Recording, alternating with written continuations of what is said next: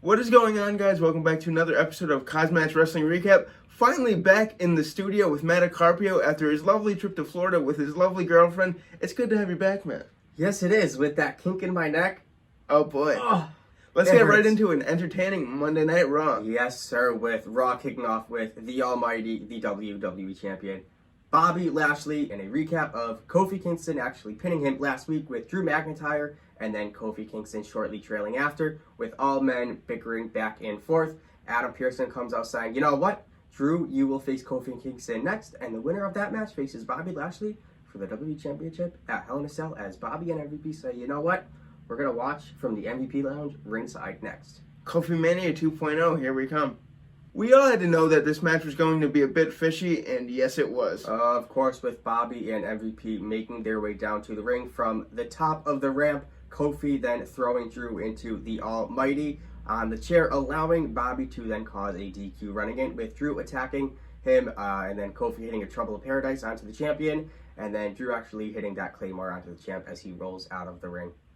I must say, I love Kofi in tag team action, but I think he really shines in that singles competition, man. He really put it to Drew. Charlotte and Rhea Ripley meet up with each other in the back, trash-talking each other as Nikki Cross appears. Yep, saying she can beat both women in easy as 2 minutes, as Charlotte says, you know what, Rhea? Come on, go face her in the next 2-minute match. So let's see if you can beat Nikki Cross. And Adam Pearce actually makes that match official. Next, with Rhea taking on Nikki in a 2-minute challenge.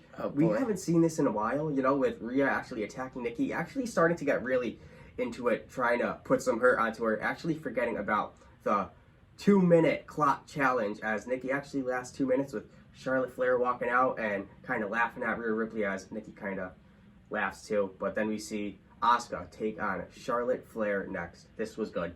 Oh, this was a hell of a match. It was a long match, Matt.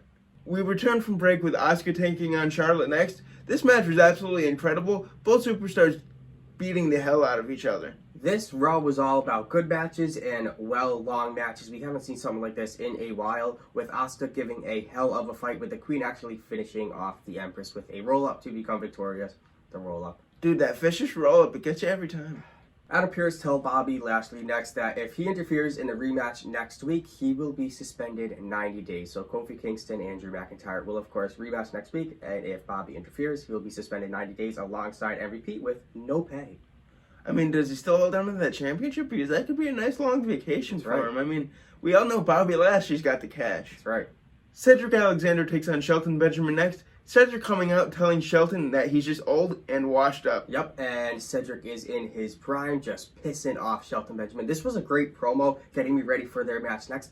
A really good 20 to 25-minute match with Cedric actually thumbing Shelton's eye, able to roll him up with a great victory. What's that again? A roll-up, Kyle. Oh, boy.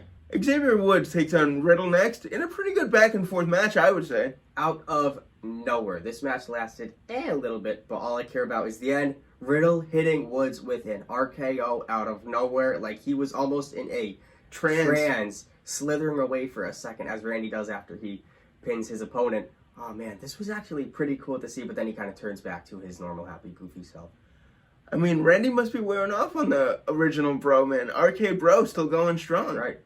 We then see Elias take on AJ Styles next, and I can't help but keep saying this, but every match on Raw was absolutely fantastic, with another good back-and-forth match. Yup, with a few minutes in, Elias actually hitting AJ Styles outside of the ring, and actually Elias comes out and clocks him. The ref didn't see and then hides behind a barricade next to the commentators, actually allowing Riker to score a pinfall, with Amos popping over the barricade, picking up Elias and chasing him to the stage.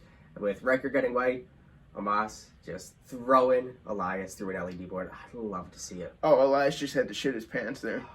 U.S. champ Sheamus takes on Humberto Carrillo next. Sheamus getting a surprising win over Humberto, then actually attacking him after the match, trying to brutalize him, with Ricochet coming to Carrillo's aid, with both Carrillo and Ricochet kind of hitting splashes and 450s all over the U.S. champion. I mean, I think Ricochet's going to win that U.S. title off of Sheamus come Hell in a Cell. I bet that. You heard it here first. That's right. We then have our main event, which I was super excited to see. Natalya and Tamina facing Shayna Baszler and Nia Jax for those women's tag team championships. Yep, with Reginald, of course, coming down mid-match, more like the end of the match. Okay, he tries to help Shayna Baszler, but it backfires, allowing Natalya to roll her up. This just pisses off Shayna Baszler. As they walk up the ramp, she kind of takes Reginald's neck after another fire explosion.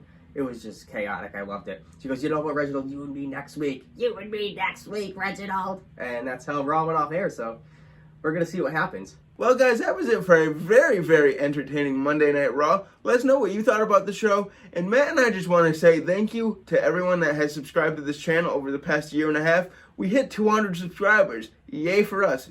Cue explosions here. Everything's going to continue to get better and better, so stick with us. Always like, comment, and subscribe, and we will see you for a Friday Night SmackDown recap on Saturday and a NASCAR recap on Sunday. Peace out. No